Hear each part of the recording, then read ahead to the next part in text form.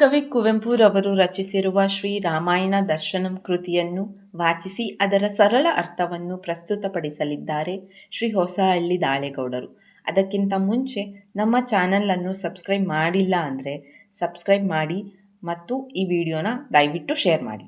ಜೀವನದಲ್ಲಿ ಶೋಕ ತಲೆದೋರಿ ಕರುಣೆ ಉಕ್ಕಿದಾಗ ಮಾತ್ರ ನೂತನ ಪದವಿಲಾಸದ ಚಂದ ಶರೀರದ ಮಹಾಕಾವ್ಯ ಶಿಶು ಅವತರಿಸುತ್ತದಲ್ಲವೇ?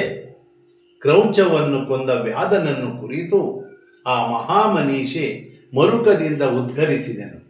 ಬೇಡ ಬೇಡ, ತಡೆ, ಕೊಲೆ ಸಾಕು, ತಡೆ.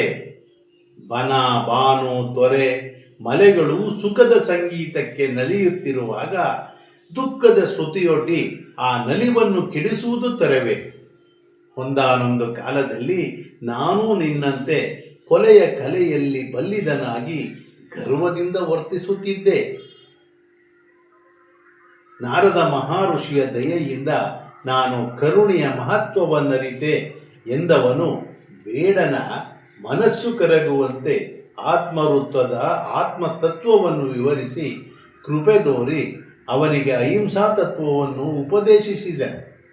ಕ್ರೌಂಚ ಪಕ್ಷಿಯ ಮೈಯಿಂದ ಬಾಣವನ್ನು ತೆಗೆದು ಸಂಜೀವನ ಶಕ್ತಿಯಿಂದ ಅದಕ್ಕೆ ಪ್ರಾಣವನ್ನು ಭರಿಸಿ ಹೆಣ್ಣು ಕೊಂಚಿಯ ಸಂಕಟವನ್ನು ಪರಿಹರಿಸಿ ವಾಲ್ಮೀಕಿ ತನ್ನ ಪರ್ಣಕುಟಿಗೆ ಮರಳಿ ಧ್ಯಾನಲೀನನಾದನು.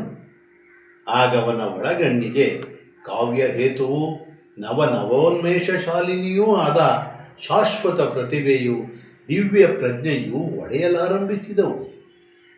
ಮನಸ್ಸಿಗೆ ದರ್ಶನವು, ನಾಲಗೆಗೆ ವರ್ಣನೆಯು ಚಿಮ್ಮಿದವು. ಭೂತಕ್ಕೆ ಕನ್ನಡಿ ಹಿಡಿದಂತೆ, ಭವಿಷ್ಯಕ್ಕೆ ಮುನ್ನುಡಿಯನ್ನು ನುಡಿದಂತೆ, ಕೇಳಿದ ಲೋಕಗಳೆಲ್ಲ ತಣಿಯುವಂತೆ ದರ್ಶನಕ್ಕೆ ತೋರಿದ ರಾಮಾಯಣವನ್ನು ಹಾಡಿದನು.